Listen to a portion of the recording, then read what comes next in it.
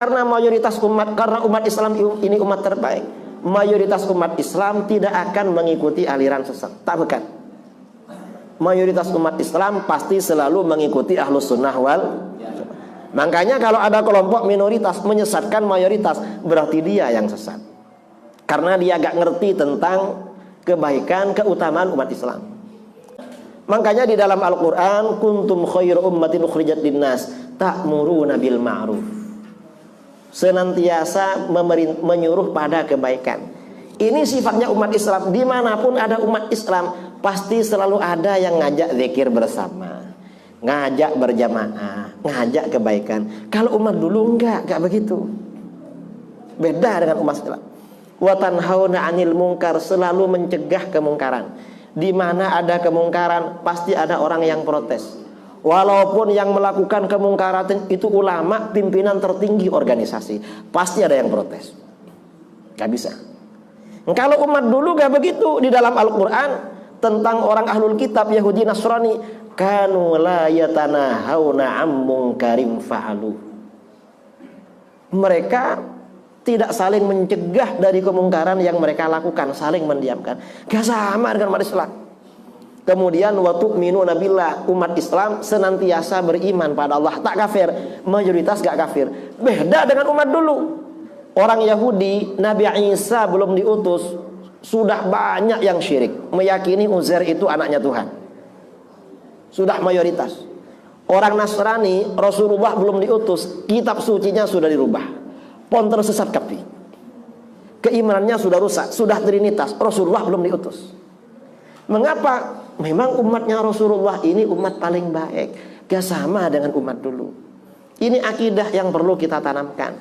Nah, pokok-pokok ini tentang ketuhanan, kenabian, lalu makam kedudukan para ulama, lalu kedudukan umat Islam. Ini kalau dibukukan mungkin menjadi satu jilid, bisa menjadi pelajaran di sekolah. Mungkin nanti dari tim yang ada di sini perlu mengkaji masalah ini untuk diajarkan kepada masyarakat.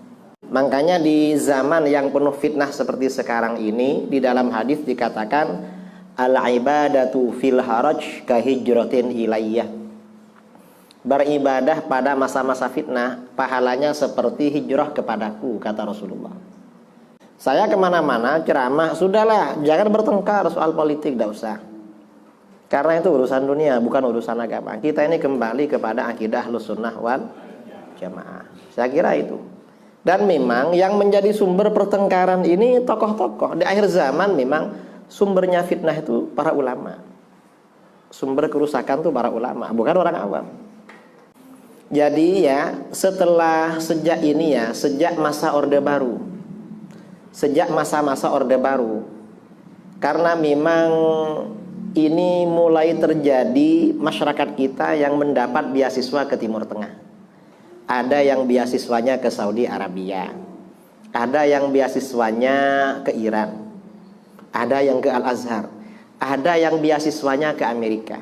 Dan itu warga Nahdliyin. Maka setelah kembali ini berwarna-warni.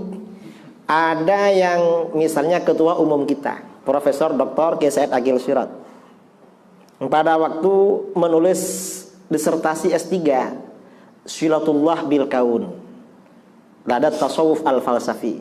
Karena kuliahnya di Ummul Qura, tempatnya Wahabi, maka di disertasinya sangat Wahabi.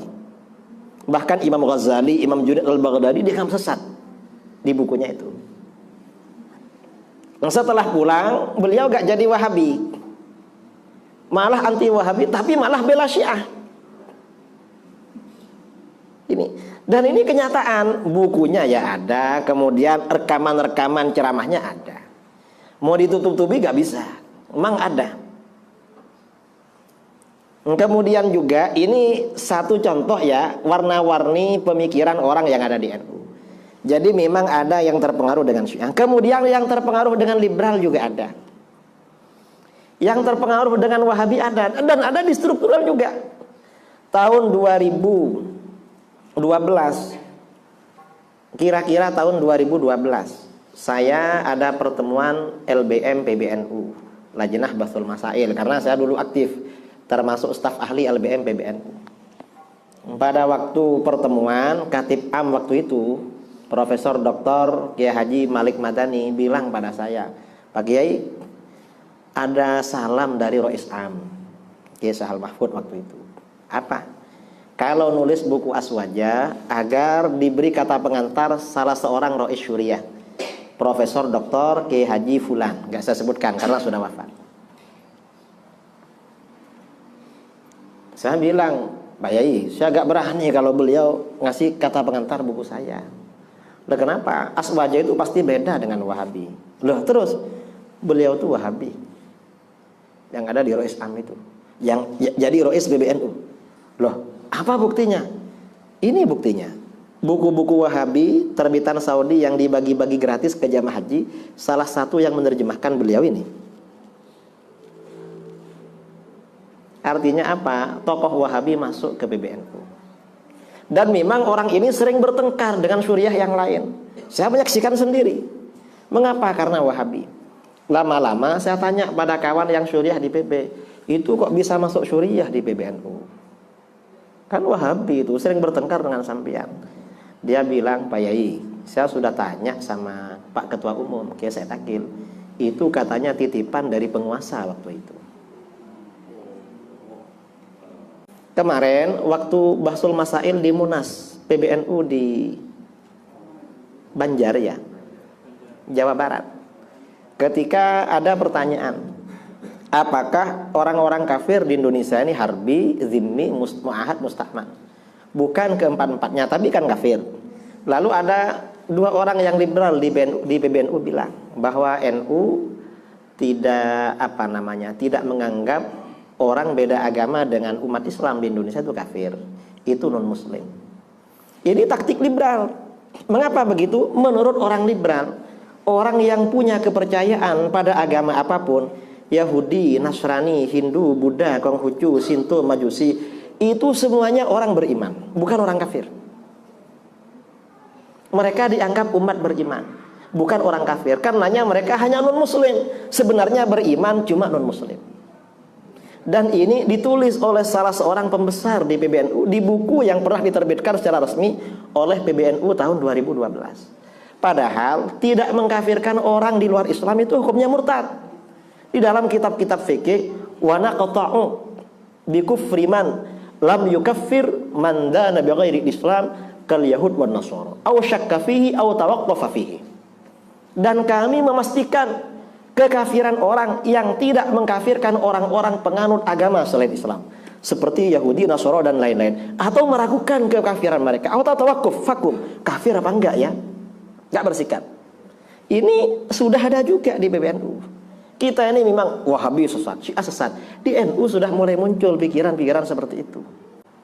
Nah ini mengapa? Ini proyek semuanya. Makanya di dalam hadis dikatakan, badiru bil a'mali fitanan ka qita'il lailil mudlim.